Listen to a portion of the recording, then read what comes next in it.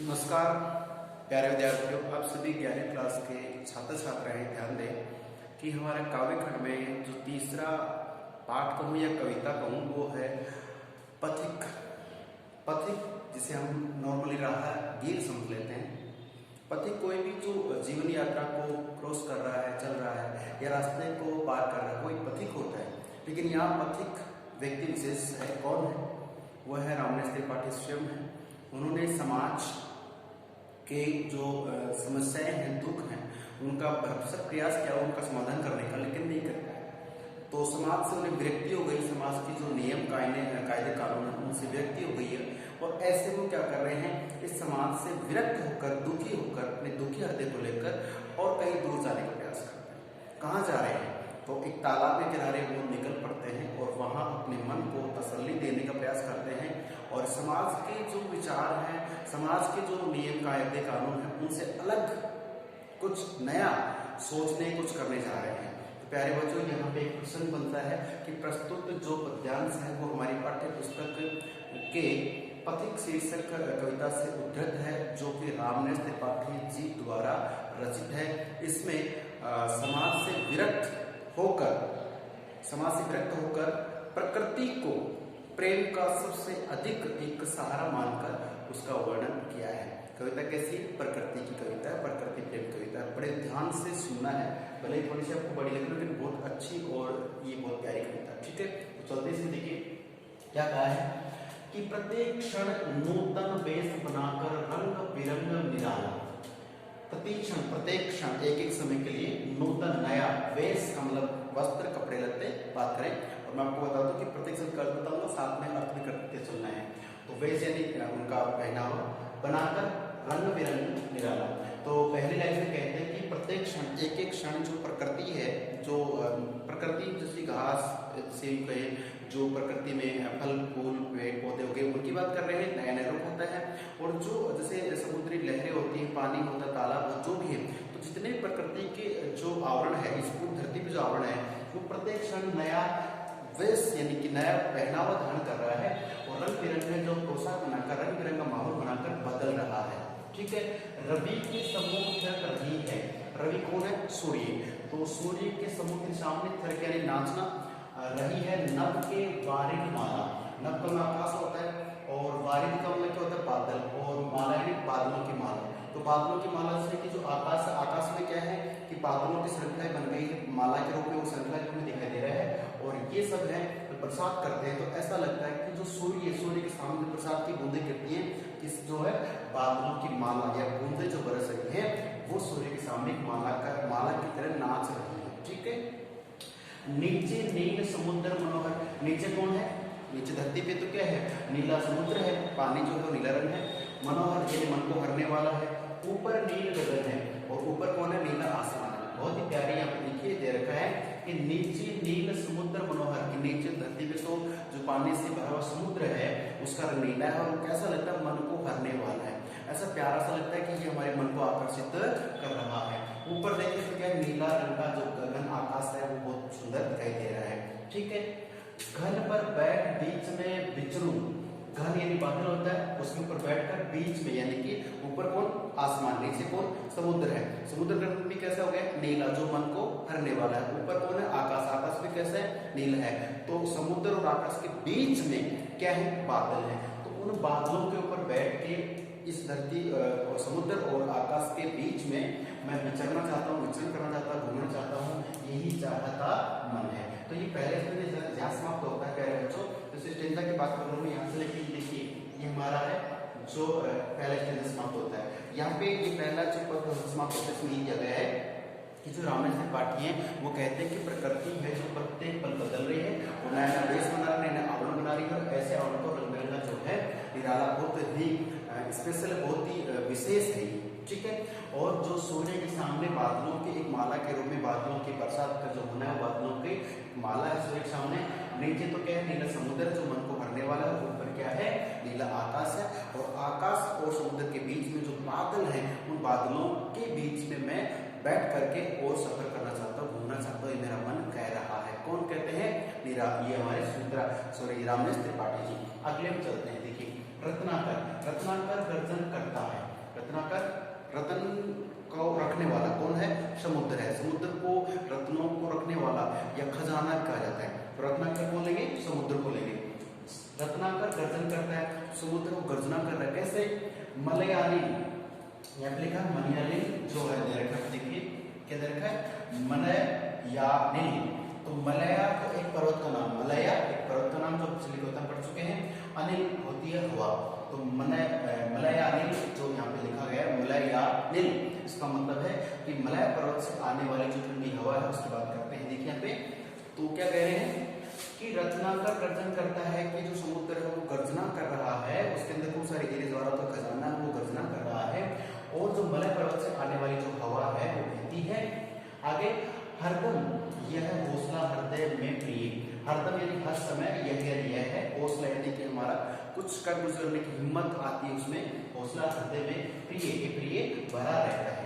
यहाँ पे देखिए बीच बीच में हम बात करें कि जो रामेश त्रिपाठी है उनको अपनी पत्नी से बहुत प्रेम रहता है, लेकिन उनको संबोधित करते कहते हैं हे प्रियम्मा, ये जो क्षेत्र है, जो माहौल है, प्रकृति है, इसमें हरदम यह हौसला हृदय में प्रिय भरा रहता है कि मेरे हृदय में हौसला रहता है कि मैं इसको देखूं।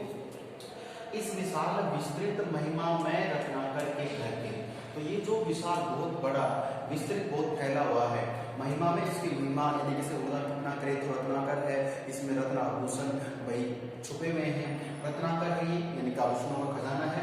इसके घर के कोने कोने में लहरों पर बैठ फिरूं जी भर के, और मेरा मन कहता है कि ये जो पूरा रत्नाकर जो बहुत विशाल फैला हुआ है, जो महिमामयी है, जिसके अंदर रत्न हीरे जवाहरात छुपे हुए रहते हैं, इसको रत्नाकर कहते हैं। इस रत्नाकर के कोने कोने में मैं लहरों पर बैठ करके और पूरे की यात्रा करना चाहता हूँ, इस पूरे समुद्र में, पूरे तालाब में घूमना चाहता हूँ, जी भर के, अर्थात मैं जी भर के ऐसा करना चाहता हूँ।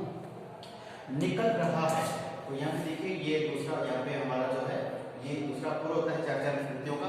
पहला आता है कि निकल रहा है जल निधि, निकलने का मतलब उदय होना, बोलते हैं सूर्य निकल गया, चांद निकल गया, तो निकल रहा है कौन? जल निधि। कौन निकल रहा है? जल। जल निधि का मतलब समुद्र होता है, जल का मतलब जल होता है, निधि का मतलब खजाना, तो जल का बहुत अधिक खजाना कौन रखता है? समुद्र ही रखता है, तो शब्दों को रखने की जरूरत नहीं, बिल्कुल सीधा अर्थ रखा है। जल निधि तल पर दिनकर बिंब अधूरा, तो देखिए जो तल है, धरती है, उसके ऊपर समुद्र है, उस समुद्र में क्या है कि निकल रहा है जल निधि, कि वहां तो जल, जो जल नदी है, समुद्र है वो है, और उस जल नदी के पास में क्या है? सूर्य का उदय हो रहा है। तल पर दिनकर बिंब, दिनकर है सूर्य, दिन करने वाला तो सूर्य, बिंब, बिंब का मतलब उसका रूप बनता है अधूरा। अधूरा आप जानते हैं ना, जैसे मान के चलिए कि जहाँ पे आप खड़े हैं उससे थोड़ा आगे क्या समुद्र है, और उसके बाद में सूर्य का उदय होता है, तो सूर्य का जब उदय होता है तो सूर्य आधा जैसे आपको दिख रहा है, और आधा समुद्र में या पानी में उसकी लहरें चमक दिख रही हैं, तो जब बिंब बनता है, फोटो बनती है, तो आधा अधूरा दिखता है। तो कहते हैं कि समुद्र है, जो जल निधि है, समुद्र के उस पार क्या है? सूर्य निकल रहा है, सूर्य का उदय हो रहा है, तो उगते हुए सूर्य का जो बिंब बन रहा है, जो आवश्यक चित्र बन रहा है, वो अधूरा सा लग रहा है, इतना सुंदर लग रहा है। कमला के कंचन मंदिर, कमला को लक्ष्मी मैया जो धन की देवी है, कमला के कंचन मंदिर, कंचन का मतलब सोना होता है, मंदिर का मतलब मंदिर, आप जानते हैं इस बात को, कि जो कमला है उस कमला के जो कंचन मंदिर का मानो, आपको प्यारे बच्चों बता दो, मनो, मानो, जनो, जानो, ये सब बातें कौन सा अलंकार होता है? उत्प्रेक्षा अलंकार होता है। और कल्पना करते हैं तो सीधी बात है कि ये उत्प्रेक्षा अलंकार है। तो ऐसा लगता है कि कमला का जो यानी लक्ष्मी जी का जो सोने से बना मंदिर है, कंचन मंदिर सोने से बना मंदिर है, मानो कांत कंगूरा, कांत का मतलब सुंदर, और कंगूरा होता है जो मंदिर के ऊपर जो गुंबद सा बनता है, एक मुकुट सा बनता है मंदिर के ऊपर। कई मंदिर बनाते हैं, मंदिर के बाद में जो तिकोना या गोलाकार जो आकृति बनती है, उसकी बात में मान के चलिए कि मंदिर है, उसके ऊपर यहाँ से जो बनाते हैं या फिर इसकी जो डिजाइनिंग बना लेते हैं यहाँ से, ठीक है ना, तो ये जो बनता है वो क्या होता है कि ये ऊपर वाले हिस्से को क्या बोलेंगे? ये वाले हिस्से को इसको बोलेंगे, ये हमारा है कंगूरा। कंगूरा आपने सुना होगा, पढ़ा होगा, तो कंगूरा ऊपर मंदिर के ऊपर हिस्से को बोल रहे हैं, तो लक्ष्मी जी का सोने से बना हुआ जो मंदिर है, ठीक है, मानो ऐसा लगता है, इतना सुंदर लग रहा है जैसे वो क्या हो? एक सुंदर कंगूरा। कौन?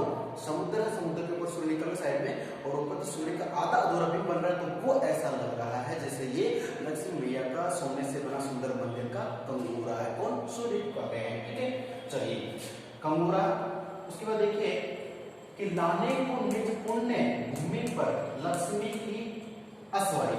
अस्वारी का मतलब होता है सवारी करना। ये तत्सम शब्दावली की बात करते हैं, तद्भव ये तत्सम है कि अस्वारी, पहले मतलब अस्वार, घोड़े पर चढ़ने वाले को अस्वार कहते हैं, यात्रा करने वाले को अस्वार कहते हैं, अस्वारी बुलाओ इस तरह से। तो अस्वारी के सवारी करना, लक्ष्मी लक्ष्मी समझते हैं, भूमि को भी समझते, पुण्य भूमि हमारी भारत भूमि का गए हैं, ठीक है, निज अपना लाने को। तो ये जो धरती का बताया इसमें क्या है कि लाने को निज पुण्य भूमि पर लक्ष्मी की अस्वारी, कि जो लक्ष्मी धन की देवी है उस लक्ष्मी की है ना सवारी करके उस मैया को इस धरती पर लाना चाहते हैं। और लाने के लिए अब वो इतनी महान जो देवी है वो ऐसे आते तो आई नहीं, तो लाने के लिए रचना करने निर्मित कर दी स्वर्ण सड़क अति प्यारे। धरती पर लक्ष्मी मैया को बुलाने के लिए लाने को क्या कर दिया, जो रत्नाकर समुद्र है उसने निर्मित तेरी बना दी है, क्या करके स्वर्ण सोने की सड़क का मतलब मार्ग बना दिया सोने का और अति प्यारे। देखिए जो धरती है, धरती के बाद में समुद्र है, समुद्र के उधर क्या है सूर्य है, तो सूर्य का जो प्रकाश आएगा धीरे धीरे वो पीली रोशनी में घेरेगा, सोने जैसे लगेगा।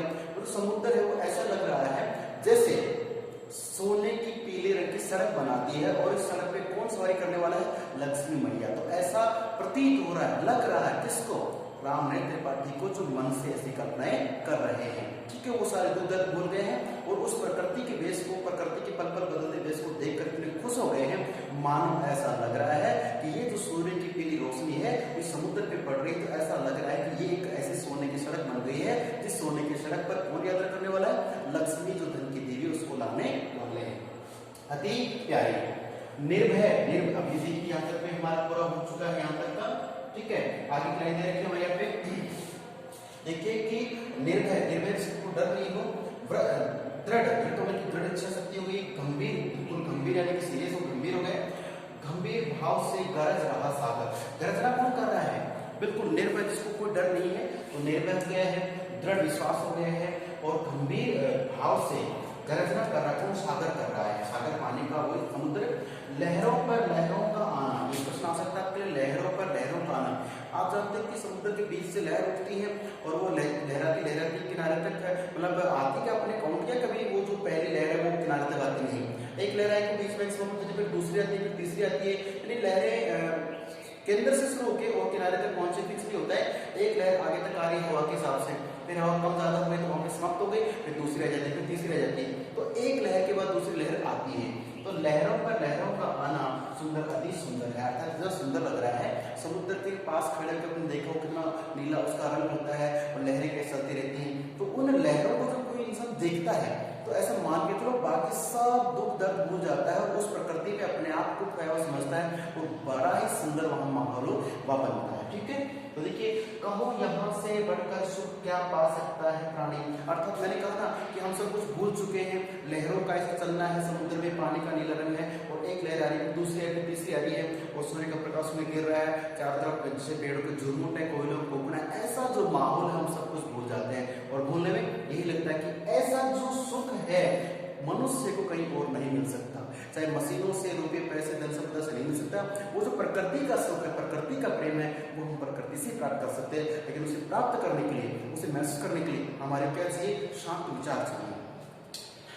अनुभव करो हृदय से, अर्थात उस चीज को महसूस करना है, अनुभव करना है, किससे, मन से, हृदय से। हे अनुराग भरी कल्याणी, कल्याणी कहा गया है उस मतलब अपनी प्रेमिका को कह रहे, अपनी स्त्री को कह रहे, कौन, राम त्रिपाठी, ही कल्याणी, ही कल्याण करने वाली, ही कल्याणी, अर्थात ये अंतरात्मा को कह सकते हैं, अंतरात्मा कि ये जो अनुराग है, ये जो प्रेम है, ये हृदय से महसूस करने के योग्य है। तो प्यारे बच्चों, ये जो एक थोड़ा सा अलग था, लेकिन क्या है, पूरी प्रकृति का चित्रण मैंने किया है और इसमें आपको बता दो, एक तो स्पेशली क्या है, मानवीयकरण अलंकार है, प्रकृति के ऊपर मनुष्य की बोलचाल का प्रयोग कर देते हैं, जैसे भाई बादल की माला है, यानी कि प्रकृति मनुष्य के ये काम आ रही है, तो क्या हो गया पे, मानवीयकरण अलंकार है। तो जब मनुष्य को जब बोलचाल करता है ना कि मनुष्य हंस रहा है, बादल की बात करो, लहरें चल रही हैं, तो रहा रही, तो स्त्री पुरुष के काम आते हैं, वो चीजें कहाँ काम आ रही है, वो प्रकृति के लिए काम आ रही है, तो मानवीयकरण अलंकार है। और मानो अगर इसमें आ गया है तो उसमें क्या हो जाता है, मानो आ गया तो उत्प्रेक्षा अलंकार है, और इसमें उपमालंकार भी है और उत्प्रेक्षा अलंकार भी है और मानवीयकरण अलंकार भी है। भाषा शैली बिल्कुल सीधी सरल है, ठीक है, छायावादी रचना है, ठीक है, और प्रसाद गुण इसमें काम आ रहा है, ठीक है। तो इन्हीं सारी बातों के साथ में एक इसका पोर्शन और बच गया हमारा, वो पढ़ने जा रहे हैं। हैं तो प्यारे बच्चों से ठीक से पढ़ना, इसमें से डेफिनेटली आपके एग्जाम में क्वेश्चंस आएंगे। ओके, तो मिलते हैं अगले वीडियो, तब तक के लिए नमस्कार, धन्यवाद।